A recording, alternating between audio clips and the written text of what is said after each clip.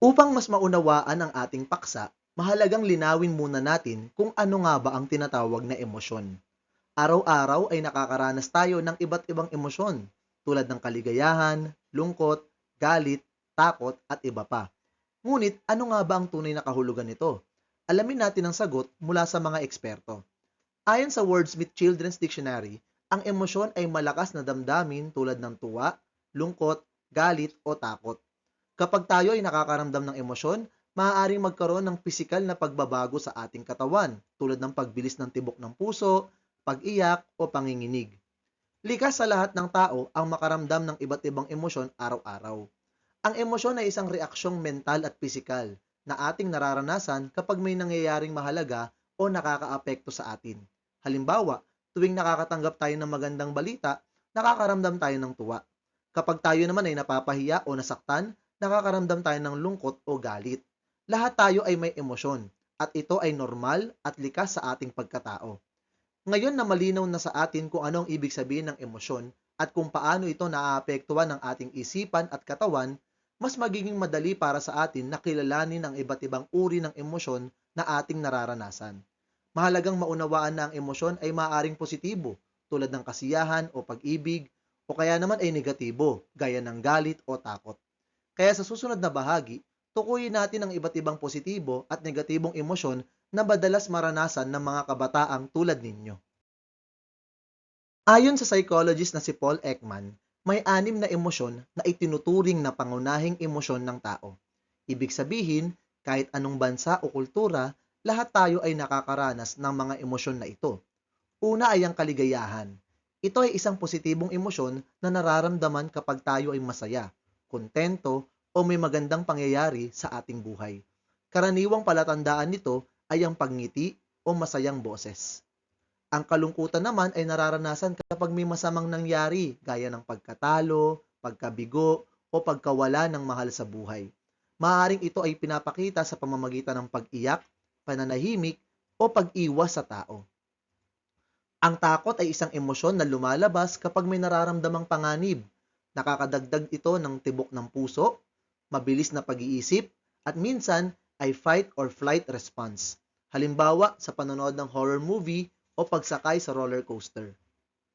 Ang pagkamuhi o pandidiri ay emosyon na lumalabas kapag may bagay tayong hindi gusto tulad ng bulok na pagkain, masamang amoy, o hindi magandang asal ng ibang tao. Ang galit ay emosyon na nagmumula sa pagkairita o pagkabigo. Maaring ito ay makita sa pagsigaw, pagkunot ng noo, o minsan ay pagiging bayolente. Pero tandaan, dapat itong ilabas sa maayos na paraan upang hindi makasama sa sarili o sa iba. Ang huli ay ang gulat. Ito ay biglaang reaksyon sa isang hindi inaasahang pangyayari. Maaaring ito ay positibo o negatibo. Kapag nagulat, maaaring mapabuka ang bibig, mapatigil o mapaatras.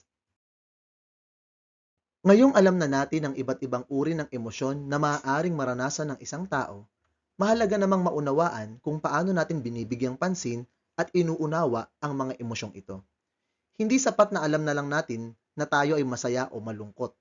Dapat ay nauunawaan natin bakit natin ito nararamdaman, saan ito nanggagaling, at paano ito nakakaapekto sa ating asal. Ang ganitong kakayahan ay tinatawag na emotional self-awareness o kamalayan sa sariling emosyon. Alamin natin kung ano nga ba ang kahulugan nito.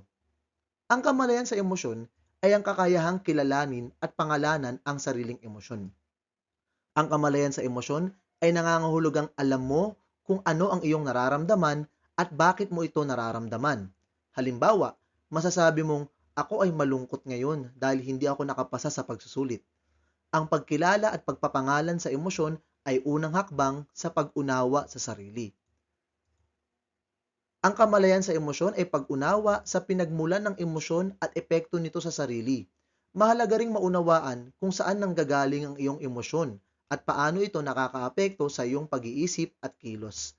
Ayon sa Korn Ferry, ang emotional self-awareness ay tumutukoy sa kakayahang unawain ang iyong emosyon at ang epekto nito sa iyong performance.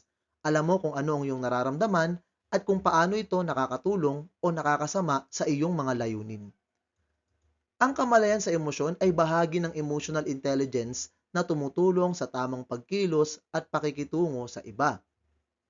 Ang kamalayan sa emosyon ay bahagi ng emotional intelligence.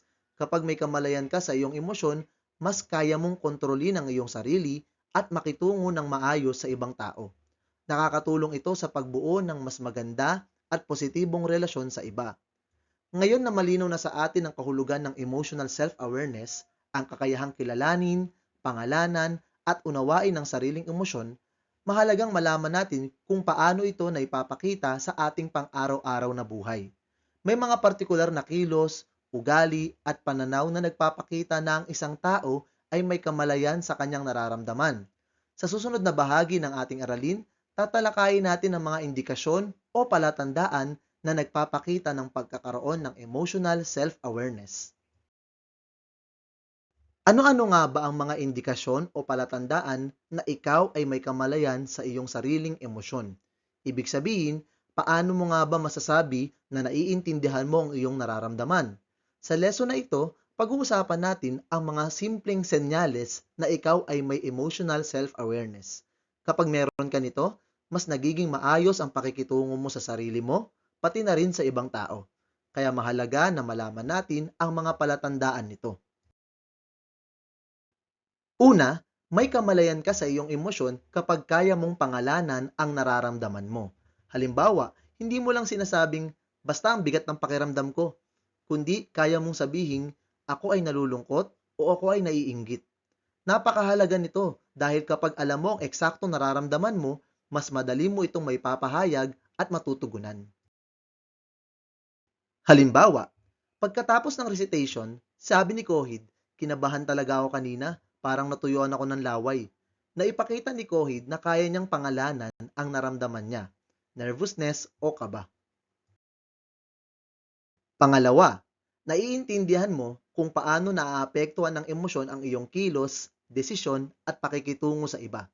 Halimbawa, alam mong kapag ikaw ay galit, baka hindi mo kayang makipag-usap ng maayos.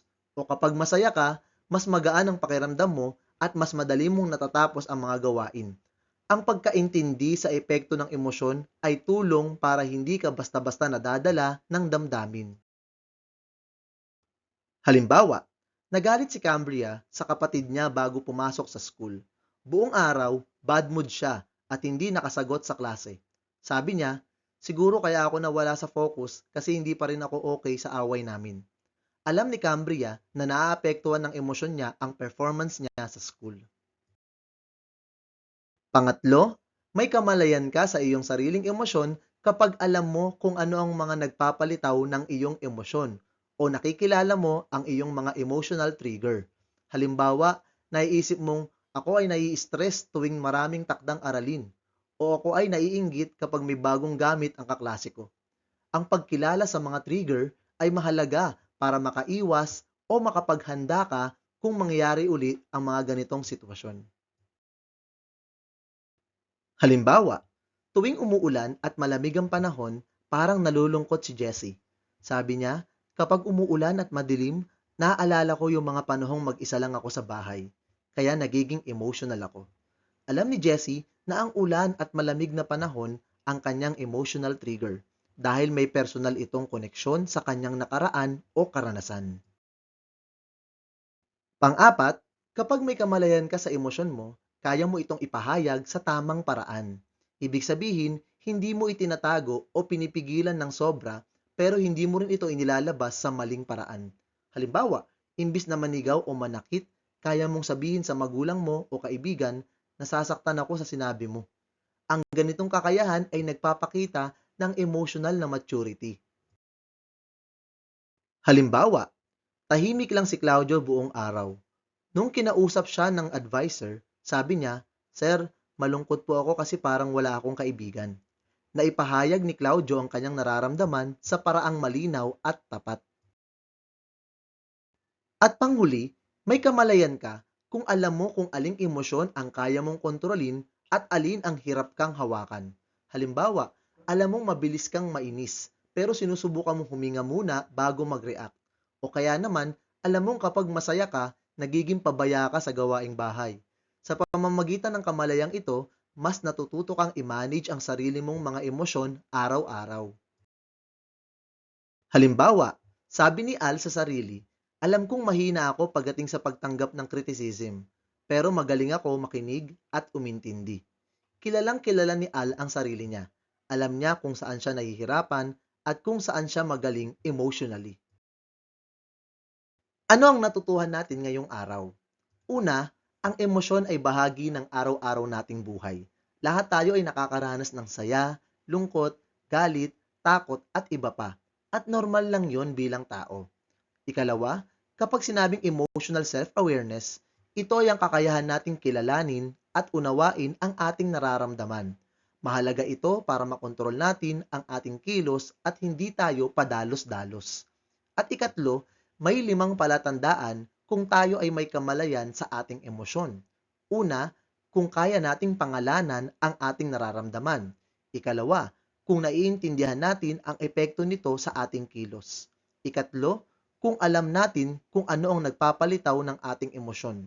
Ikaapat, kung naipapahayag natin ito ng maayos. At ikalima, kung alam natin ang ating lakas at kahinaan pagdating sa emosyon. Ngayong alam na natin ang mga indikasyon o palatandaan ng pagkakaroon ng kamalayan sa emosyon, oras na para i-apply ito sa sarili. Balikan mo ang isang karanasan kung saan talagang may matinding emosyon kang naramdaman. Pwedeng tuwa, lungkot, galit, kaba, o iba pa. Sagutin mo ang 3 simpleng tanong na ito. Ano ang naramdaman ko? Bakit ko ito naramdaman?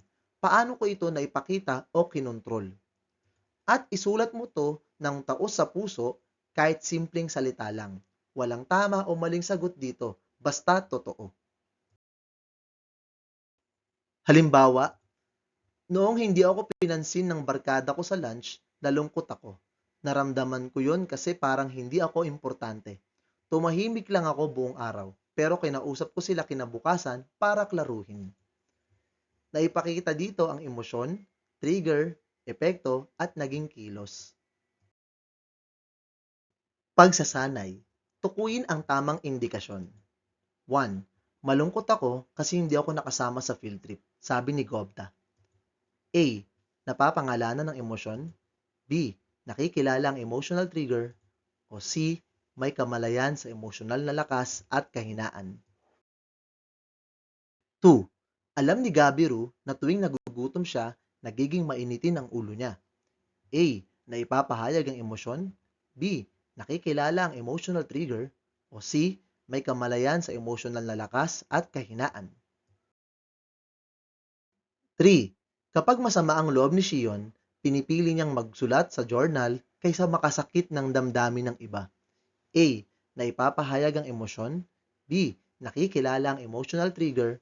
O C. Nauunawaan ang epekto ng emosyon. 4. Napansin ni Benny Maru na kapag siya'y natatakot, hindi siya makapag-concentrate sa klase. A. Napapangalanan ng emosyon. B. Nauunawaan ang epekto ng emosyon.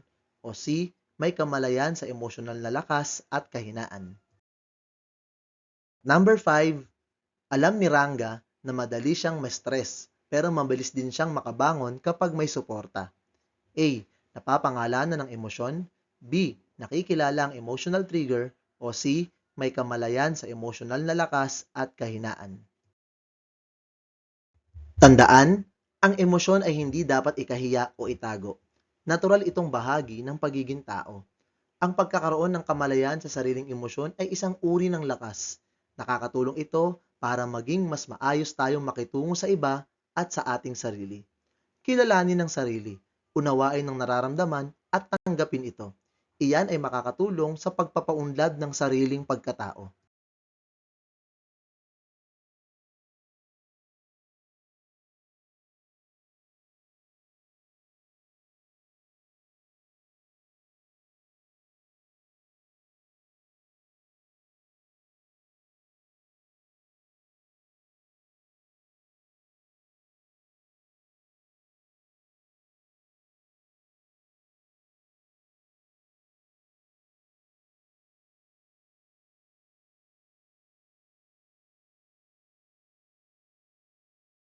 Noong 1970s, isang psychologist na si Paul Ekman ang nagsabing may 6 na pangunahing emosyon na nararanasan ng lahat ng tao saan mang panig ng mundo.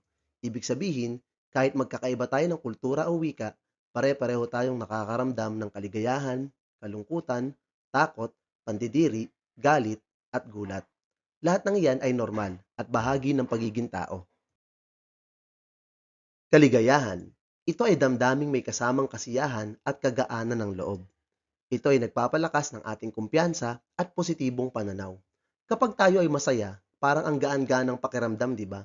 Mas gusto nating makihalubilo, tumulong, o gumawa ng magaganda. Ang mga kaugnay na emosyon nito tulad ng kagalakan at pagmamalaki ay nagpapakita na kaya nating magpasaya ng iba. Kung naiintindihan natin kung kailan at bakit tayo masaya, mas alam natin kung ano ang nagpapasaya sa atin at doon natin mas makikilala ang ating sarili. Halimbawa, nakatanggap si Juno ng simpleng sulat ng pasasalamat mula sa kanyang kamag-aral. Napangiti siya at natuwa. Ang saya ay tumutulong upang makilala ang kabutihan sa sarili, tumugon ng positibo at mas mapatibay ang ugnayan sa kapwa. Hindi lang simpleng ngiti ang dulot ng saya. Ito ay emosyon na nagpaparamdam sa atin na tayo ay mahalaga. Dahil sa natanggap na pasasalamat, mas nakilala ni Juno ang kabutihang meron siya at mas naging bukas siya sa pagpapakita ng kabaitan sa iba. Kalungkutan. Ito ay damdamin ng kawalan, kabiguan o pangungulila. Ito ay nagtutulak sa atin na magmuni-muni at kilalanin ang sarili. Sa buhay, hindi nawawala ang kalungkutan. Nalulungkot tayo kapag may nawawala, nasasaktan o nadidismaya tayo. Pero hindi ibig sabihin nito na tayo ay mahina. Ang kalungkutan ay isang pagkakataon para magnilay, tanungin ang sarili, at mas lalo pa nating maintindihan ang ating damdamin at pangangailangan. Halimbawa, malungkot ka dahil hindi ka pinili sa group work. Ibig sabihin, gusto mo palang maging bahagi ng team. Doon mo mas nakikilala ang sarili mo. Isa pang halimbawa, tahimik si Atlas nitong mga nagdaang araw. Namimiss niya ang best friend niya na lumipat ng school. Sa halip na itago ang lungkot, nagsulat siya sa journal at kinausap ang nanay niya tungkol sa nararamdaman. Hindi niya ikinahiya ang lungkot niya. Pinili niyang ilabas ito sa malusog na paraan. Dahil dito, nararamdaman niya ang suporta ng pamilya at mas naiintindihan niya kung gaano kahalaga ang koneksyon sa iba. Ang pag-amin at pamamahala sa lungkot ay hakbang sa mas malalim na pagkakilala sa sarili at sa pagpapahalaga sa mga relasyon na totoo at tapat. Takot. Ito ay reaksyon sa panganib o banta. Ito ay nagpapalakas ng paghahanda at pag-iingat. Takot, lahat tayo ay may ganyan. Pero ang tanong, bakit tayo natatakot? Karaniwan dahil may banta sa atin, pisikal man o emosyonal. At kapag natatakot tayo, naghahanda tayong iwasan ang kapahamakan. Halimbawa, may exam ka tapos hindi ka handa. Natatakot kang bumagsak, kaya mapipilitan kang mag-review. Sa ganitong paraan, ang takot ay nagtutulak sa atin na protektahan ang sarili. Sa pangalimbawa, kinakabahan si Icarus bago ang isang group reporting. Madalas siyang natatakot na magkamali at pagtawanan ng kaklase. Pero sa halip na mag-back out, nag-practice siya at humingi ng tulong sa kaibigan para mas gumaling. Alam ni Icarus na natatakot siya, pero pinili niyang paghandaan ito kaysa umiwas. Natutuhan niyang kaya pala niyang harapin ang takot kung may tamang paghahanda at suporta. Kapag alam mo kung ano ang kinatatakutan mo at paano ito i-handle, mas makikilala mo ang sarili mong tapang. Nakakatulong ito para maipakita mo sa iba na kaya mo maging responsable at maaasahan. Pandidiri. Ito ay pag-ayaw sa bagay na nakakadiri o hindi ka nais-nais. Ito ay nagpoprotekta sa sarili mula sa mga mapanganib o masamang karanasan. Kapag nakakita tayo ng bulok na pagkain o masamang ugali ng tao, nakakaramdam tayo ng pandidiri. Pero bakit? Kasi ito ay panlaban ng katawan at damdamin sa hindi kanais-nais o hindi maganda. Hindi lang ito pisikal, maaari ring emotional. Halimbawa, may nanloko sa'yo, parang nandidiri ka sa ugali niya. Kaya ang pandidiri ay tulong ng damdamin upang maiwasan ang masasama o hindi kaaya-aya. Isa pang halimbawa, napansin ni Artemis na maraming basura ang iniwan ng mga kaklase niya sa likod ng silid. Nandidiri siya, pero sa halip na magalit o magreklamo, nilinis niya ito at kinausap ng mahinahon ang mga kaklase tungkol sa disiplina. Hindi niya ginamit ang pandidiri para manisi. Ginamit niya ito para magsimula ng positibong pagbabago. Ang pamamahala sa pandidiri ay paraan para maipakita ang malasakit at liderato. Sa ganitong paraan, mas nakikilala natin ang ating sariling mga paninindigan at napapalalim ang respeto ng iba sa atin. Galit. Ito ay damdamin ng pagkairita o pagkadismaya. Ito ay nagsisilbing babala na may hindi tama o may kailangang ayusin. Galit. Isa ito sa mga emosyon na kadalasang mahirap kontrolin. Ang galit ay senyales na may kailangang baguhin o ayusin. Halimbawa, inapi ka, magagalit ka dahil alam mong hindi iyon tama. Sa ganitong sitwasyon, ang galit ay nagiging simula ng aksyon para itama ang mali. Pero tandaan, hindi lahat ng galit ay dapat isabog. Dapat itong ilabas sa tamang paraan. Isa pang halimbawa, nagalit si Ayo dahil sinabihan siyang bobo ng isang kaklase matapos ang recitation. Gusto niyang patulan, pero huminga siya ng malalim at lumapit sa teacher para magkwento sa halip na makipag-away. Alam ni Ayo na galit siya, pero hindi siya nagpatalo sa bugso ng damdamin. Pinili niyang i-handle ito sa paraang mapayapa. Kapag natututo tayong kontrolin ang galit, mas naipapakita natin kung gaano tayo kakalmado at may respeto sa sarili at sa iba. Dito, mas lumalalim ang ugnayan natin sa ating kapwa. Gulat. Ito ay biglang reaksyon sa hindi inaasahang pangyayari. Ito ay nagpapakilo sa atin upang mabilis na maka-adjust. Ang pagkabigla o gulat ay reaksyon kapag may nangyaring hindi inaasahan, tulad ng pop quiz o biglaang announcement. Pero kahit biglaan, natututo tayong umangkop sa sitwasyon. Minsan ito ay nakakatuwa, minsan nakakakaba. Ang mahalaga, matutuhan nating harapin ang sorpresa ng buhay at gamitin ito para mag-adjust at magdesisyon ng tama. Halimbawa, biglang natawag para mag-perform sa isang school program si Zeus, kahit hindi siya handa. Nagulat siya, pero pinili niyang tanggapin ito at ginawa ang best niya sa harap ng lahat. Bagamat hindi siya handa, tinanggap ni Zeus ang hamon. Doon niya na-discover na kaya pala niyang mag-perform under pressure. Sa mga hindi inaasahang pangyayari, mas nakikilala natin ang ating sariling tapang at galing. Dito rin natin napapalakas ang tiwala ng iba sa atin. Ano ang natutuhan natin ngayong araw? Ang emosyon ay natural na bahagi ng ating pagkatao. Ayon kay Paul Ekman, may 6 na pangunahing emosyon na nararanasan ng lahat, saan mang kultura nang galing. Sa pag-unawa sa bawat emosyon, nalalaman natin ang epekto nito sa ating kilos at desisyon. Mas natututo tayong kumalma, makiramay, at kumilos ng tama sa bawat sitwasyon. At kung may kamalayan tayo sa ating emosyon, mas nagiging bukas tayo sa pag-unlad ng sarili at mas nagiging maganda ang ating ugnayan sa mga taong nasa paligid natin. Pagsasanay, piliin ang titik ng tamang sagot. Number 1. Alin sa mga sumusunod ang pangunahing emosyon ayon kay Paul Ekman? A. Kasiyahan, B. Pagmamahal, C. Pangunawa. 2. Ano ang ibig sabihin kapag may kamalayan ka sa iyong emosyon? A. Nagpapanggap na masaya, B. Tinatago ang nararamdaman, C. Alam kung ano ang nararamdaman at bakit ito nararamdaman. 3. Paano nakakatulong ang emosyon sa pagpapaunlad ng sarili? A. Ginagabayan ka nito sa tamang pagkilos. B. Hindi ito pinapansin para makapag-focus. O C. Ginagamit ito para kontrolin ang ibang tao.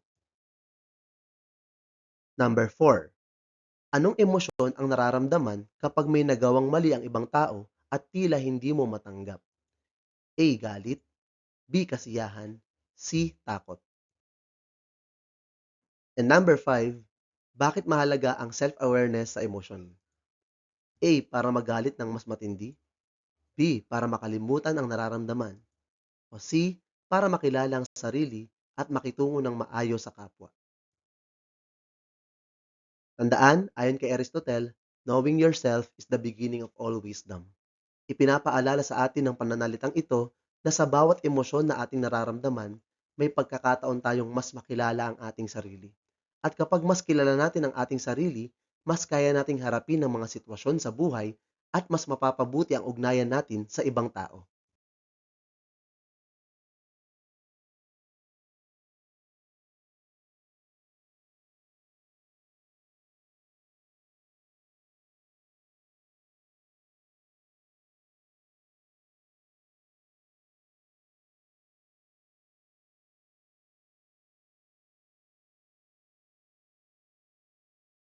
Balikan muna natin ang ating mga natutuhan.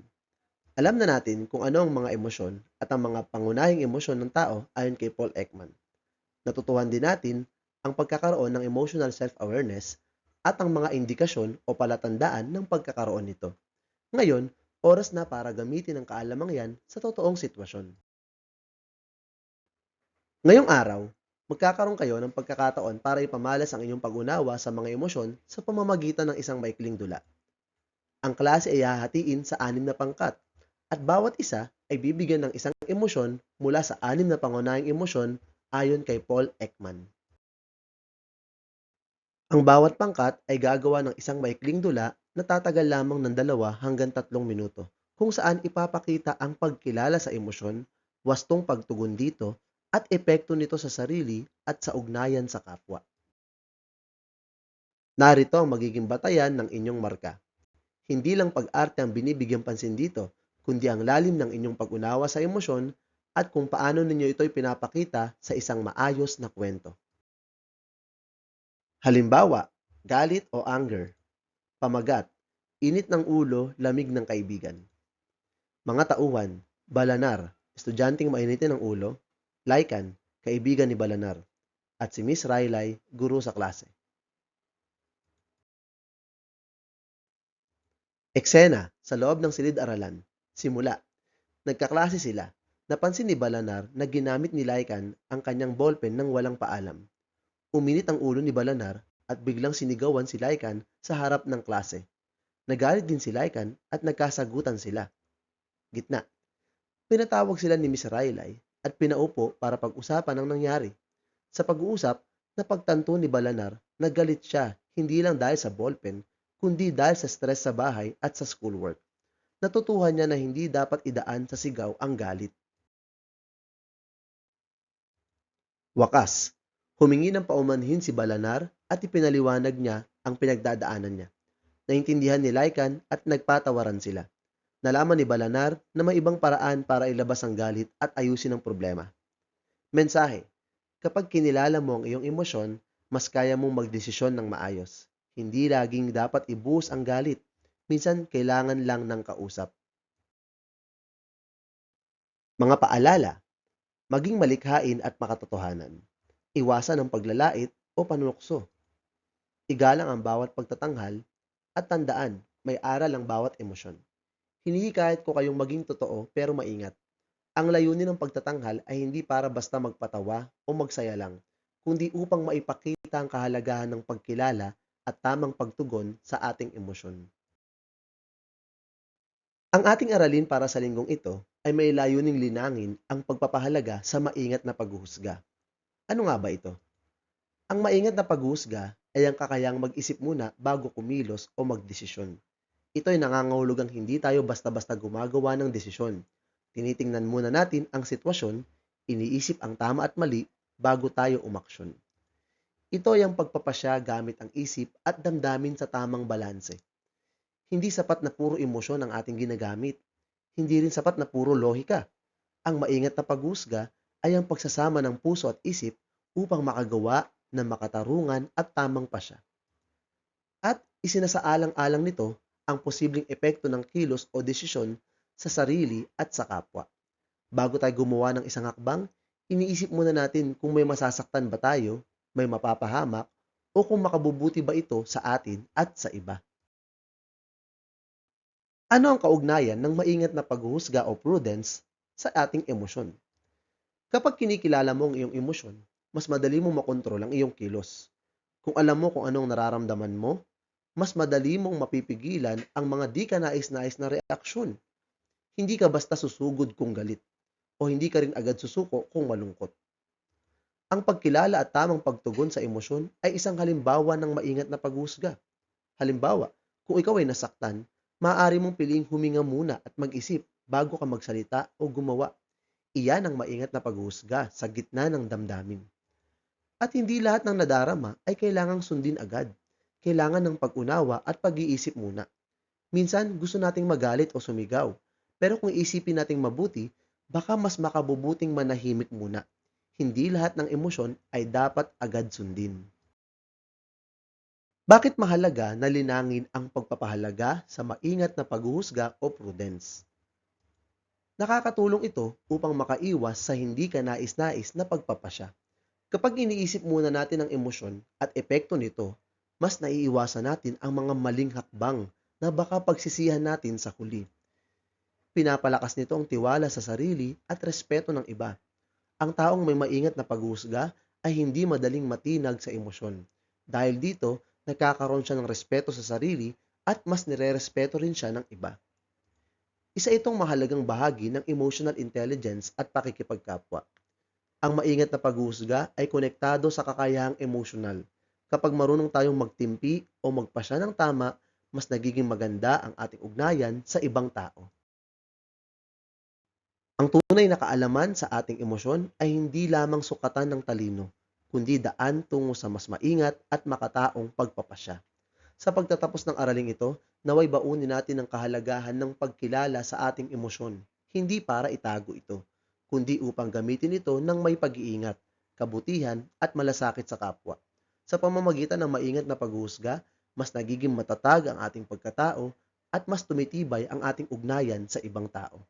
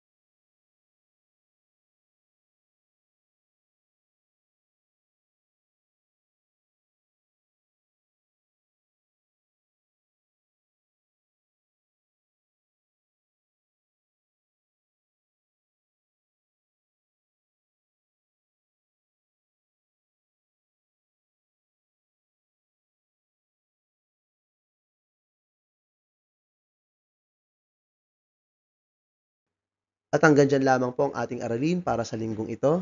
Salamat po sa panonood at pakikinig. Paalam!